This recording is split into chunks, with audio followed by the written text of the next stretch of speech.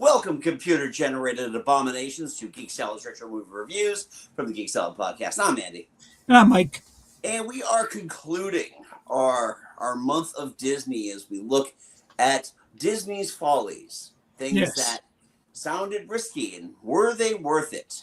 Tonight, as you are aware, we are talking about last year's live-action Snow White. Yes.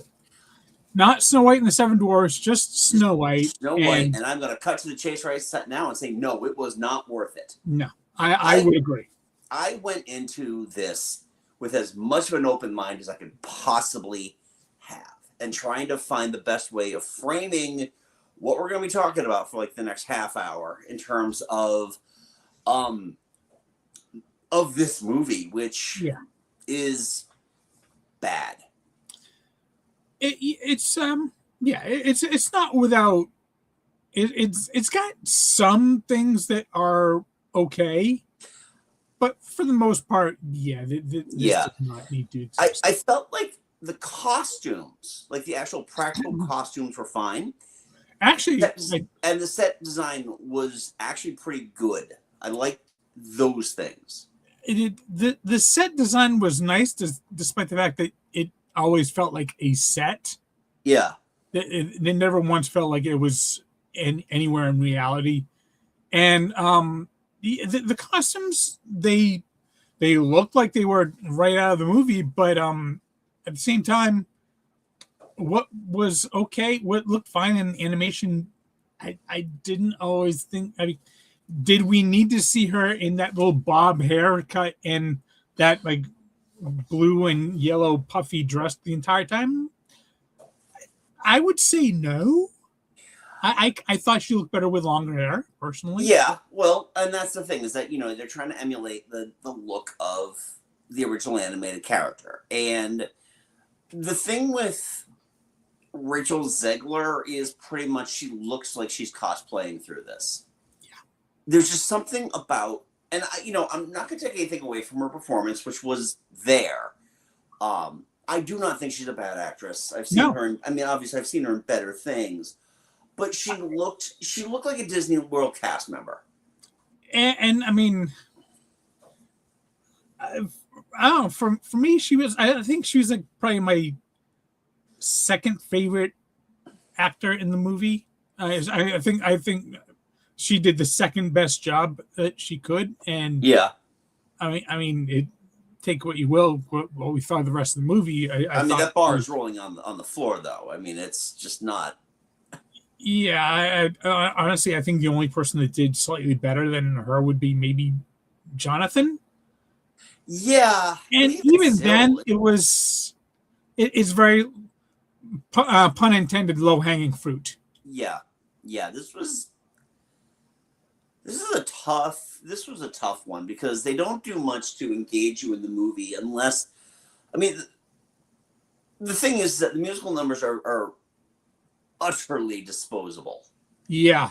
There was only one that I thought had any kind of merit, and that was the Jonathan Snow White duet. Yeah. During the party scene. That one was the only one that I was like, okay, this I could see myself listening to again. Everything else, of thing, honestly, it's the kind of thing that they would play during the fireworks. Yeah. At the parks. It's that type of song. Yeah. Seriously, I hate to keep likening this to like the Disney parks, but it really feels like that in so many ways. Yeah, you know what? You know what this felt like? It felt like a musical that they would put on the stage at like Disney's Hollywood Studios. Like one of those 45-minute, let's just get out of the heat for a little bit type of musicals. Yes. Yeah. Except they added the additional 45 minutes of girl boss fighting power, Yeah, I'm glad they called it just Snow White instead of Snow White and the Seven Dwarfs, because the Seven Dwarfs did not need to be in this movie. Oh my God. And it was embarrassing watching it because it's, I didn't realize that there was a location in the Bavarian Hills called the Uncanny Valley, because it was.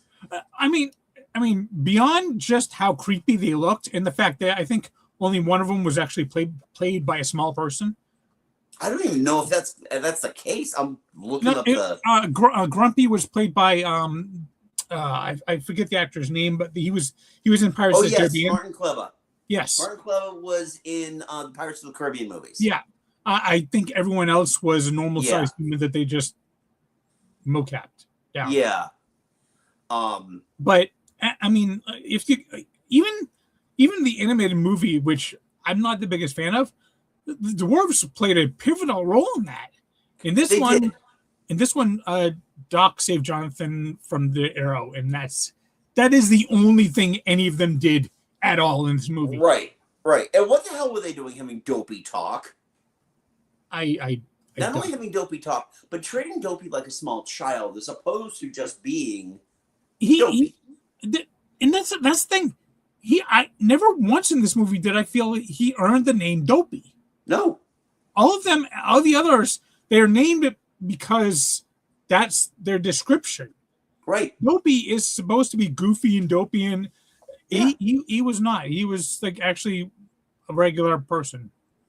He was a regular child. Yeah. I think the biggest issue with this movie is that it does expose that the legacy, the long-lasting legacy of the story of Snow White it's kind of revealed as being in a really thin, very thin story that it's held aloft because it pushed the boundaries of what you could do with animation, making it really the first, feature length animated film. And it's that distinction has done a lot of heavy lifting, especially when you compare the core of the story before you get into the stuff with the thieves, the roving gang of bandits. You know what? I'm wrong. Jonathan was not my favorite actor in this movie. The Master of the Crossbow. Oh, I liked him. Yeah, you mean the Huntsman? No. The member of the thieves band. Oh yeah. Him. Constantly called him, say, "I'm the Master of the Crossbow." Despite the fact that he used a slingshot. Yeah. Got a crossbow at the end. Yeah. I don't know. It was hard for me, really. I mean, the characters were just kind of there, and it's like you're going to introduce me to all these new characters. Yeah. I found the animation they used for the magic mirror. It was the same animation they used for the Shrek magic mirror. Yeah. In 2001. Yeah. Even though Patrick Page, I mean, that's great casting for Magic Mirror. Wait, Patrick Page. All right, so Patrick Page was the original Hades in the musical Hades. Yes. That is the second Hellverse kind of connection in this movie. Oh, that's right. He's in he voices Satan in Hell of a Boss. Yep. Okay. And the other connection is the singing voice of the Queen, not Gal Gadot's Queen, but Snow White's mother Queen. In like her one song at the very beginning, her singing voice is done by Christina Alibato, who also voices Cherry Bomb in Has Been Hotel. Oh, okay. He was also the main villain in the second season of Schmicago. Oh, okay. So, I mean, he's definitely one of those presences. He's on the Gilded Age as well. A very distinct, very great voice. Oh yeah. No. They actually give Satan a verse in a song in Hell of a Boss, and he has this deep, booming voice. Oh, it's amazing. Oh. Yeah. But a little about Gal Gadot. I mean, is it just me, or if it weren't for Wonder Woman, she wouldn't be doing these big budget movies? 100%. I mean, they put her as the evil queen when she is.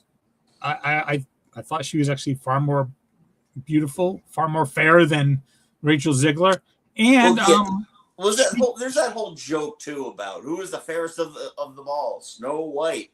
Dude, she's 14. Yeah, and let's just face it, Gal Gadot cannot sing. No, she is really, really terrible in this. And go ahead. I was just gonna say that, even in what I would consider to be like mid-range, not bad, not going to go back and watch it again, of these live adaptations, at least the villains try to have some fun. Because Melissa McCarthy did Ursula in the Little Mermaid. Yeah. And she was serviceable. She was fine, but she definitely looked like she was having a good time. Luke Evans in Beauty and the Beast. Oh yeah, absolutely. Yeah, Idris Elba in The Jungle Book. They sounded like they got the assignment. She just is there. Yeah. For one, the Queen, even in the animated one, is just a petty bitch. She's like, "Oh, I'm not the prettiest. Oh no!" Right. But yeah, it's just like they never really kind of give a reason for why she's so absolutely horrendous. Right. They just like spring the fact that, oh wow, now she has magical powers, and then I don't hope I'm not like jumping the gun by talking about the ending, but the ending makes no fucking sense whatsoever. No, it doesn't. It doesn't at all. Especially because I think one of the coolest sequences in the animated movie is when they realize, the dwarves realize what happened. They chase after her. Yeah, and she tries to crush him with that boulder, and the entire ledge gives out on her. And the fact that she dies in the animated one, she dies as an old hag. She completely, she is so focused on revenge that she completely gets rid of her only reason why she was seeking revenge in the first place, which is such poetic irony. And this one it's just you're just a fucking bitch. Yeah. Well, the other thing too with that too, especially as the old crone, it was funny because she didn't look that old. Like they did. This is like 30 years ago. There was this low budget Snow White that was made. Sigourney Weaver was the evil queen. Oh, and if you look at the box art for it, the makeup looks great because she looks old. She didn't look old. She looked like, a 67-year-old woman who just came back from a spin class. Yeah. It's just really, she was a little too smooth for any of that. And the whole the whole thing, even in the animated one in live action one, here, have an apple, bite it right now. Right. It doesn't make sense no matter what you weigh. It's right. Are you hungry? Maybe save it for while you're on the journey. Yeah, it's not even that apple wasn't poison. It was just red delicious. And I killed your father. What? Oh, are we going we're trying to go Lion King here? I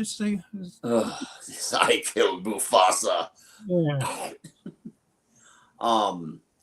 It's this movie just could not get out of its way. I think that's kind of the biggest knock on this movie. And again, when we look at this genre of the live action adaptation, it can't get out of its way. It needs to fill a specific runtime that is unnecessary, especially when you're taking one of the the first Disney film. It barely clocks in over an hour.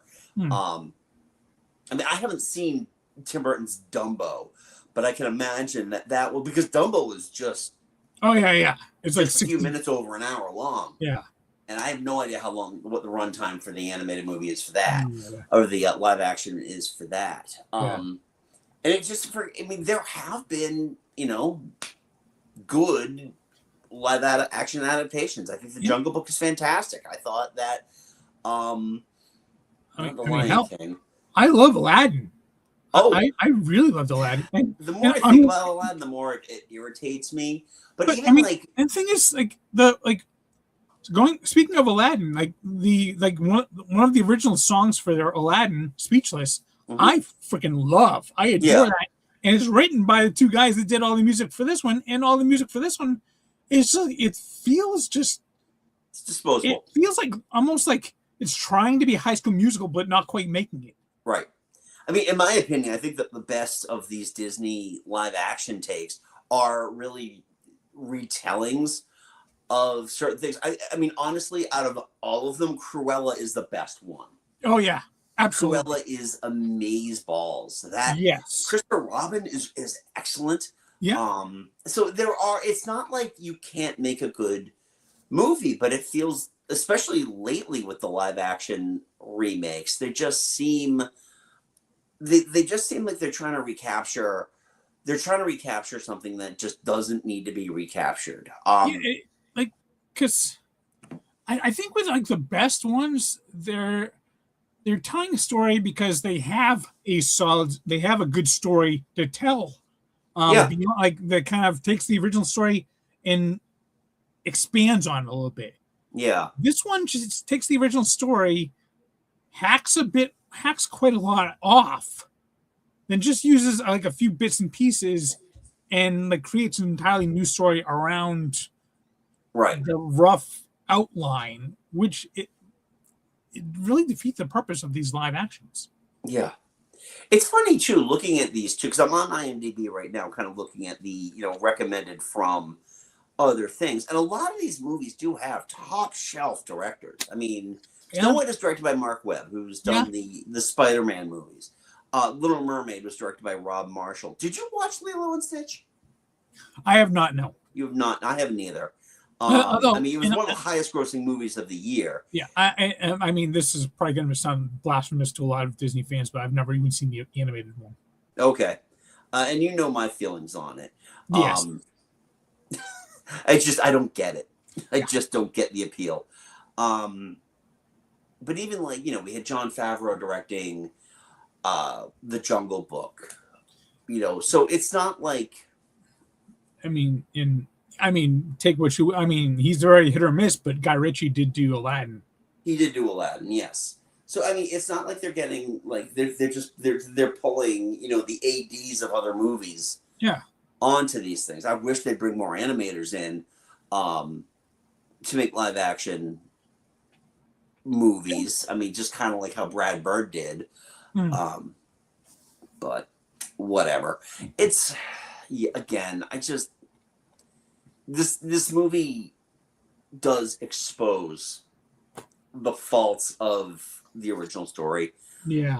And I don't know where we're not doing anything here. I don't know where it goes, because I feel like we're doing an inverse here, because we had Snow White this time last year. By the end of this year, we're getting Moana, which is only a 10-year gap in between Oh yes. animated and live action. Yeah. I was trying to look up what's coming next. I completely forgot about Moana. Yeah.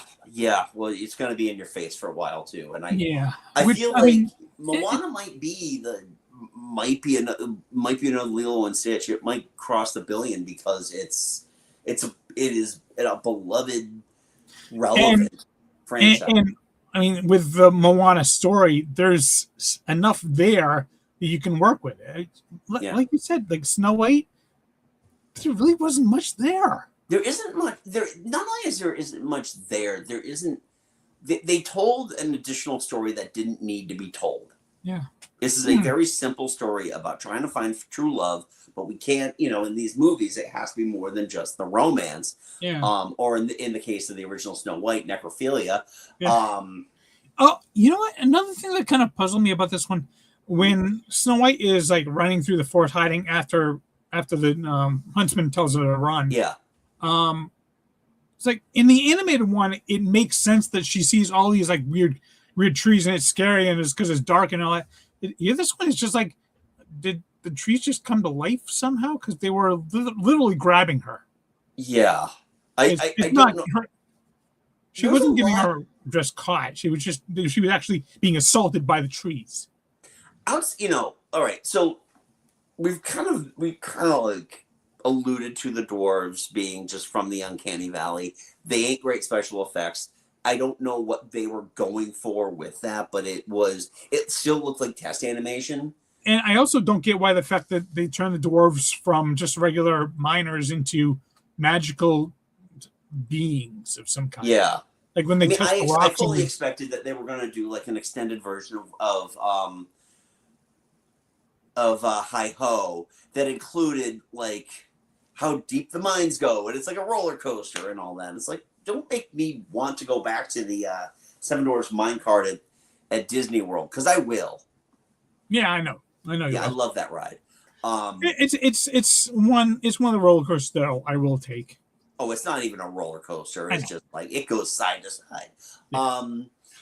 But even the other visual effects in this movie, the animals looked fake as hell. Yeah. And I try to be forgiving because I understand, I'm not watching this through especially with something like this, I'm not watching this through the filter of the cinema. Yeah. I am watching this on a television, on a 4K television, and being like, damn, that deer looks terrible. What is the deal with that hedgehog? He doesn't look like a real hedgehog. Speaking of the animals, like in the animated one, like when the Wicked Queen tries to give her the apple, the animals are all like assaulting her and all that, and like trying to get her. Here, it's like, oh, the Wicked Queen is there. She's got a poison apple. She's gonna attack Snow White. Let's run off and get the dwarfs. Yeah, that's a great idea. Anything else you need to do before that? I don't know. I think I'm gonna lick my nethers and clean them. Yeah, should we try and stop the queen at all? No, let's just go get the dwarves, because whatever's going to happen here is going to happen no matter what. Well, let's just try and get some help. Hey, listen, we got a story to tell. Yeah, and then the additional half hour after she is resurrected. That's what kills me about this. The thing is that this movie is sub 2 hours. It is like the perfect running time for a movie, an hour 45 minutes. Unless you've got a larger story to tell, hour 45 minutes is fine. I had to get up and use the bathroom twice during this. I had coffee. I was watching it in the morning.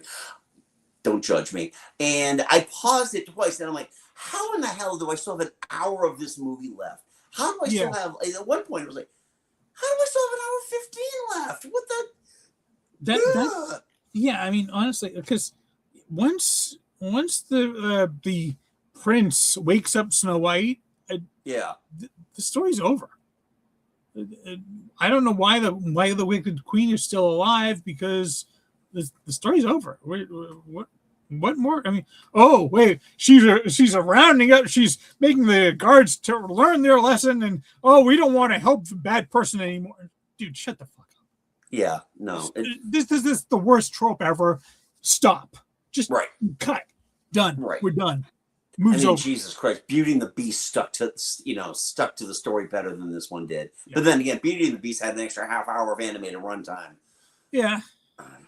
So. Oh. No, I'm just wondering if Emma Watson would be a better Snow White. No, and here's the thing too, especially with the way that the character Snow White was designed, I think it would be nearly impossible to find. You'd have to find a regular person, to play Snow White. Like there were cast members at Disney I thought were fantastic Snow Whites. They had the voice down. They looked good. They looked like they. Honestly, you know what they did? The costume. They wore the costume. The costume didn't wear them. Again, Rachel Zegler. I'm not going to say anything bad about, because I know there's been a lot of crap about her in her involvement in this movie. Yeah. Which is, so misguided. Yeah, but the movie had a lot of issues. She was a small one of them, but it wasn't. Honestly, my biggest issue was she looks too modern. She just looks like she doesn't fit within this time period. Yeah. Because she is, she is just too 21st century for this. Yeah. And to flip that comparison I have with some of those Disney cast members, the outfit wears her. Yeah. And that's what this thing is that she is being driven by the blue and yellow dress. So, yeah, I don't really know how much more I can say about this. It disappointing, and I appreciate you picking this over Tron Ares because I don't know if I could watch that one again. Maybe we'll hit it again. Who knows? Yeah, I'm we sure. do have one I'm more sure that week. there are other Walt's Follies that we want to talk about, or maybe are they really? Oh, that's something for next year. Maybe we have a conversation about were they really as good as their defenders think they are? Because there are some movies I think are like, but people they have an audience. Yeah. Just so everyone knows, we do have one more week left in the month, but we are taking it off. I get tech week. Yeah, we have to take next week off, so we will be back in May with May Street Science Theater 3000 and a couple of guests. Yes, I'm very much looking forward to that. Unlike this movie, which I was like, I went in with the best of intentions. Like, who knows? Maybe it'll surprise me, and it didn't at all. Yeah, in fact, it was worse than I'd heard. I heard some defense. Like, this movie isn't as bad as you've heard the people who haven't seen it say it is. Yeah, I will say, I'm glad we watched the animated one first. Yep. Because if I watched this one first, I probably wouldn't have absolutely no desire to watch the animated one. Oh, that's right. You never watched it until last year, right? Right. Yeah, last year was the very first time I ever watched Snow White and the Seven Dwarfs. So, yeah. Excellent. All right. Well, folks, that was Snow White. We want to know, what were your thoughts on this one? Please leave a polite comment below. If you're going to say anything about this movie, just keep it clean. Keep it to the movie itself and not cover anything else, because there was already a failed Snow White that was made in response to this that never got finished. So, yeah.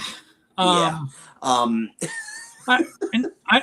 do kind of wonder if when she turns up in the village at the very end and she's wearing that fully red cloak, I wonder if that's like a reference to the original story fable where she had a sister Rose Red. Rose Red, yeah, Snow White and Rose Red. Yeah, could have been. I'm not going to bother going to the IMDb trivia to find that out. No. But yeah, leave that polite comment below. This being YouTube, give us a thumbs up. Let us know. Did we hit the mark on this one if you've seen it? If not, is this kind of one of those things that you might want to watch it just as a morbid curiosity? You know what? Whatever you want. I'm not going to tell you how to live your life. Yeah, watch it just to kind of form your own opinion, because there's something in there. You know what? I'm sure that there's an audience for it. Yeah. That's all I'm going to say. I'm sure there's an audience for it. But if you're new to the channel and you haven't done so already, hit that subscribe button. We are here every week, except for next week, tech week. So we are here for that. So check out everything else we've done this month throughout our Disney Follies. We've talked about handcrafted, the building of the creation of Disneyland. We've talked about the Hunchback of Notre Dame, and we talked about Fantasia 2000. So there's been a lot of stuff here that we've talked about. So go back, check those out if you've missed those already. Plus check out our archives. Also, Mike and I host a little podcast called Geek Salad. You can check that out wherever you get your podcasts. The dog? Someone's sneezing, I think. Oh, okay. I just thought it's like, is the dog in your stomach? So I am hungry, so I'm hungry. So yeah, we actually have a new podcast episode coming out on Friday morning. So you can kick off your weekend, listen to a little bit of our fantasy casting for subsequent Mario movies, which is a lot of fun. I had a lot of fun editing this one. Mike got a preview of it, so I think it'll be a good time. So check that out. Also, you can follow us on the socials. We are at Facebook at Geek Salad Podcast, on Blue Sky at Geek Salad Radio. And until next time, I'm Andy. I'm Mike. Go forth and be nerdful and